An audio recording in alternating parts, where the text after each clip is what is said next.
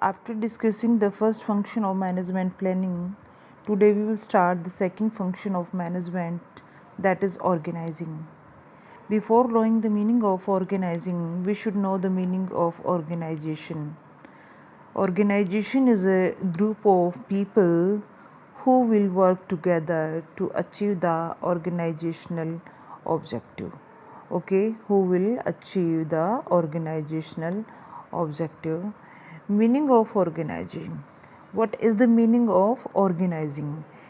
Students, as you know that in planning we have discussed all the things in advance, that what should be done, what is to be done in future. So in organizing we decide who will do the things, who will give order to whom, who will give order from whom, who will give the suggestions, what will be the reporting system. These all things are decided into organizing. Okay, so organizing function lead to creation of an organizational structure in which it is defined that who will be the senior, who will be the junior, who will work under whom, which include the designing of roles to be filled by suitable skilled people. Here you can see the boxes, these are the posts, these are the, you can say, vacancies that will be created in organizing process. These boxes will be filled by the capable persons according to their skills. Okay, the aim of organizing is to enable people to work together for a common purpose. In organizing we will make the persons capable, we will train the persons so that they will do the work according to the organizational objective. In short, I will say that in organizing process all that things are done by which we will create the authority responsibility relationship. Okay, there are some steps of organizational process also, so we will study them one by one. First of all, identification and division of work. सबसे पहले हम काम को बांटते हैं. After that departmentalization is being done, then assignment of duties, then establishing reporting relationship, that who will work to whom. Okay, take the first, identification and division of work. First of all, the work will be divided among the members, among the group. Okay, that is the first step in organizing process. Suppose the total organization is divided among 4 departments: production departments, selling departments, marketing departments, and finance department.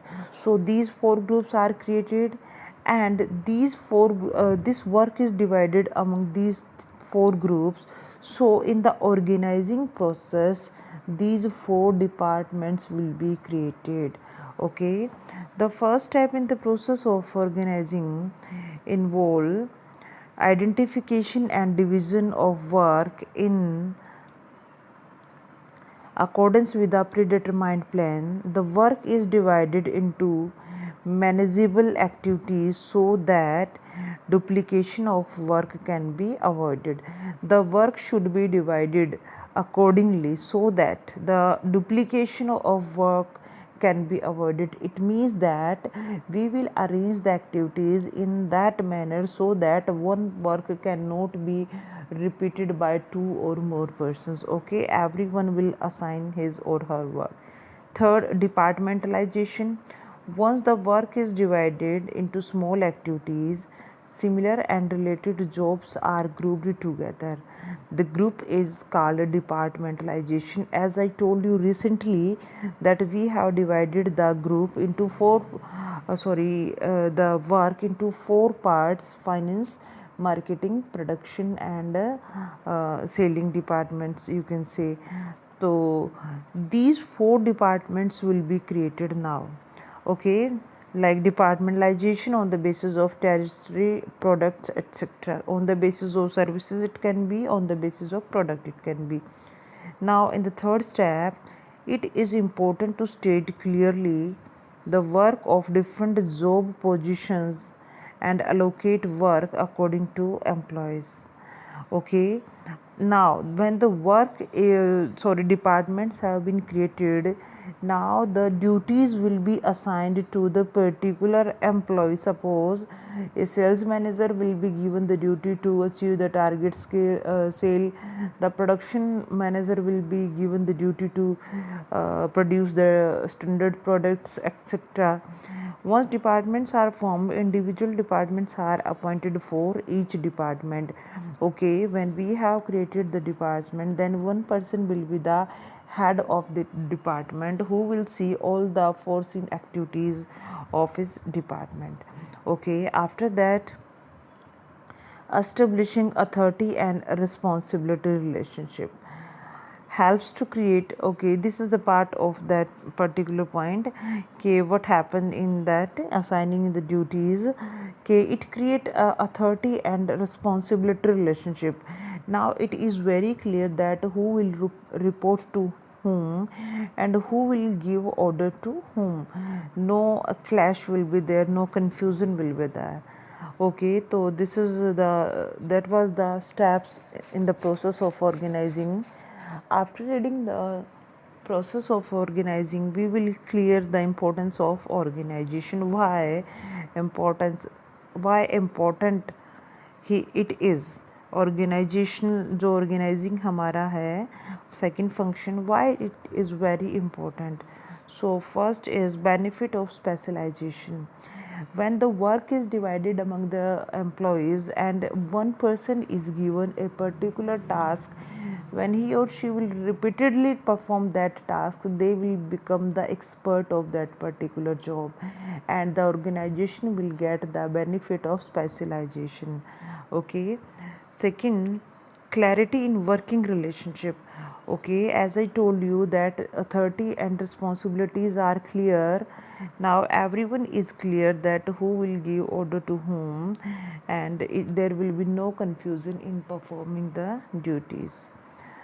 Optimum utilization of resources.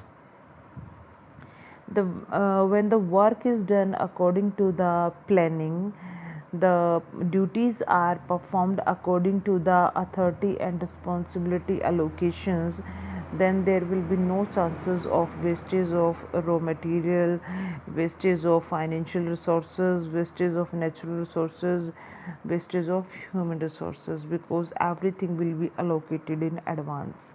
Okay, the proper assignment of job avoids duplication of work and minimize wastage of resources, as I told you.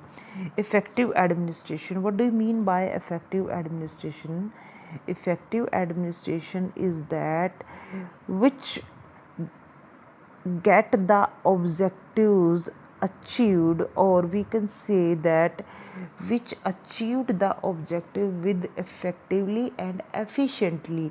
And when it all will be happen, when everything will be clear, it is very clear that who will perform this particular task, when it will be very clear that who will give duty to whom, it will be very clear that who will be the accountable for this particular job. So it will be very easy for the administration, and it help in the effective administration. Adaptation to change. As I told you that business environment is always changeable, it is dynamic, so the duties always change according to them. The target, the objectives also change according to that.